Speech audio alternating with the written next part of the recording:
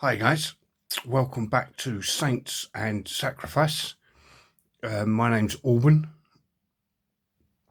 Yeah, today going on a bit of a sacrifice one. So Saint Isaac of Syria, also known as Issac the Syrian, 7th century place called Nevema, which is basically like modern day is Iraq. Yeah, Iraq used to be a Christian country until the other lot got there and put them all to the sword because we was all living too peacefully. Yeah, another story. Anyway, so Saint Isaac. So Isaac, born in the 7th century, was always trying to get away from the hustle and the bustle of everyday life as a kid, and he went off and became a monk, and he was a monk for a good few years, and he decided he needed a bit more, and he went off into the desert. I'm not so sure if Isaac was one of the Desert Fathers or not. I'm pretty sure he may have been. So if you look up the book Desert Fathers or Teachings of the Desert Fathers, I can't remember what it was called now. I've got it on that Audible thing. Anyway, he went off and just to live a life of solitude and prayer. And he was quite content with doing this, and he became a very wise man because he had all this time to live this solitude lifestyle, prayer, fasting. It was interesting, actually. I can't remember which modern day priest I saw on YouTube a couple of years ago, and he was saying that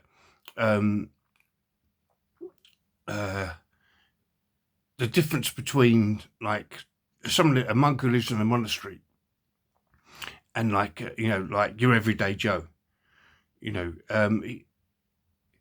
was saying that we have a bigger battle with prayer, but the prayers are more important because the monks pray all day, virtually 24 hours a day, don't they? Where we have life, modern life, bills, work, all stuff like that. So we don't really get time to pray a lot. So anyway, back to Isaac. He had plenty of time to pray. Anyway, he became a very, very wise man. A lot of people searched him out, came into the desert and brought him some food and was listened to his sort of teachings and stuff like that, what he discovered in his own spirituality. So he became this wise man. And anyway, back in town, they needed a new bishop. And they sort of think, who can we get? And they said, you know what? What about that guy, Isaac, who lives out in the desert? He knows his stuff. So they said, yeah, that's a great idea. He's the perfect choice.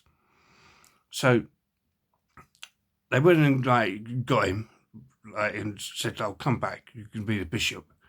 And he went back, and he was a bishop for a bit. And then he sort of thought, I don't know how many months, or maybe a year or two, not much longer than a year, I don't think, he was bishop. And he thought, you know what, this ain't me. I don't like it. There's too much paperwork. There's too much noise.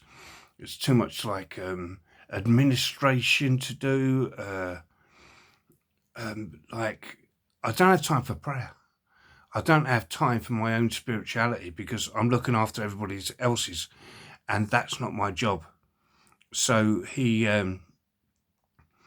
basically legged it, legged it out of the offices and all that. And you've got to sort of think what that guy gave up. So you're living in a desert, fasting a lot because whether by choice or necessity, and just living a prayerful life with no comforts at all, just like a cave, And so if you were to put it into like modern day terms, so I don't know, so like, you was like unemployed or maybe even homeless, and someone comes along and goes, right, mate, you know what? You're a wise guy. You know your stuff. So I'm going to give you a job, 100 grand a year, company car, corner office. And like, you take it and you've got all of a sudden, you've got everything you sort of like, you would dream of. You become a success in the world. And then you sort of think, oh, you know what? I think I prefer being outside that station with my little box saying any spare change. It's a big decision like that he made. Anyway, so like he legs it, goes back to the desert, and he gets to writing his books called Ascetical Homilies, something like that. Anyway, if you look up Issac the Syrian, you'll be able to find out what the name of the book is. So he wrote this, and this book is like, I haven't read it. I've read reviews on it, and apparently it's brilliant. It's like eye-opening. It's used by monks,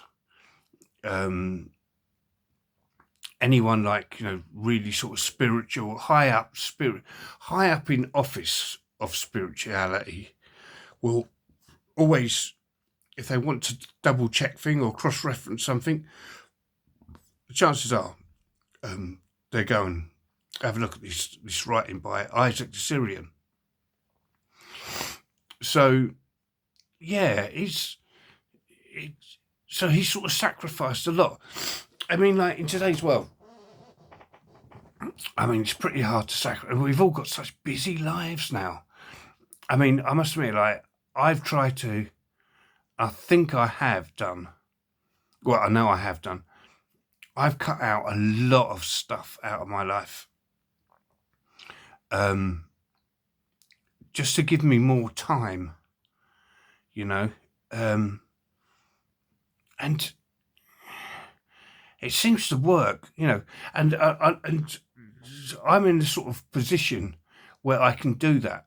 I mean, I still have to work, but like my kids are grown up, so it's just me and my wife here now. So like, there's always a, spare hour, spare half hour. I was talking to a friend of mine, and he's got a young family. He's got no time at all. He does 2 jobs, young family, and he says like, I said, but like, where do you get time to pray? And just like sit in solitude and just like, what's that? And he takes his icons to work with him in his car, and when he gets to the car park, he get his icons out and put them up on the dashboard, and like just sits there for like 15-20 minutes, and he says like, you know what? He says like, it works so well. He said, I never thought it would, and that he said, but like normally when you're going to work, you're either thinking about like the match on the telly last night or the crap that's going on at work. He said, but like since he's had this like 15 to 20 minutes in the car park each morning, he stays out of all the gossip. And he says it makes such a huge difference that if he's out of the gossip, which was like an add-on to the 15 to 20 minutes, he can sort of sit there and sort of basically like, he'd be on his like sort of laptop at work, and basically he'll look busy, but he's actually just sitting there and like in contemplating like life and stuff like that. And it certainly changed him. And I think it does, and I think that just grows. And like sometimes you just have to sacrifice some good things. I mean, I was like a Sky Sports maniac. I mean, I used to watch every football match, or soccer, if you're American. It's football, guys. I used to watch every football match on Sky Sports Live. Just whole weekends. and like a couple of nights a week after work. And if I wasn't doing it at home, I'd be in the pub watching it with my mates. And I said to the wife, I said, you know what, like, let's get rid of like Sky Sports. And we did that. And yeah, it was hard. It was hard for the first month. And sometimes it still is, because like, when I'm at work and like all my workmates are all talking about football and stuff like that, I virtually know nothing about football now. I spend, like, if I've got any spare time, I've been watching like YouTube videos on like orthodoxy, or I'll be listening to an Audible book about orthodoxy. So, and I suppose this all comes back to Issac the Syrian, and how he's inspired lay people and very religious people just to like sit back, like even if it's like 10-15 minutes a day, guys, just sacrifice something for 10 minutes a day just to sit back and in solitude and like try and go deep and practice it.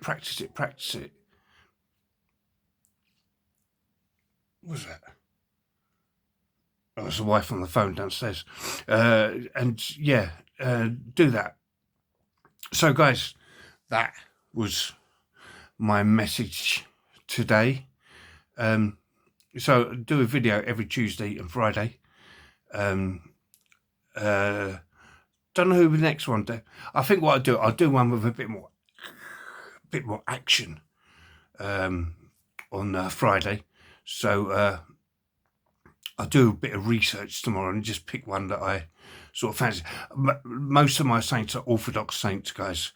I know that there's like a load of Roman Catholic saints and all that, but yeah, they're not sort of like passed by the Eastern Orthodox Church or the Greek Orthodox Church or whatever. I'd probably stay away from them because I'm Orthodox. So yeah. So if you know of an Orthodox priest, you think like, I've heard of this guy, like, what about him? Can you do one of them? Because like, I know about him and not many people know about him. It'd be good if you could do a video on him. Hey, put me down for it. Just leave a comment. And yeah, I'll do it, mate. So guys, thank you for popping in and seeing me. And as always, like, subscribe, like, press that bell thing, do what you want, really, guys. I'm just here to try and bring back the name of these like saints that have been eradicated on purpose, guys. This is no conspiracy. These are being wiped from the history books. And I'm just doing my tiny, tiny piece to bring them back into national identity. So, raise a glass to, I can actually do that, look. Raise a glass to Issac the Syrian. Cheers, Isaac, for teaching us sometimes step back, out of the crowd, out of the madness. Guys, thank you so much for coming in and seeing me. Like I say, my videos are very short, very like, sort of like off the cuff. But if you sort of, if any of these saints have sort of said, oh, that's interesting and stuff like that, just go and research. There'll be stuff online about them, and you can look a bit more deeply in it. So most of my videos are like sort of like 15 minutes long. That's it. I know we're busy lives. So yeah, guys, keep the faith, grow the faith. Thank you, guys.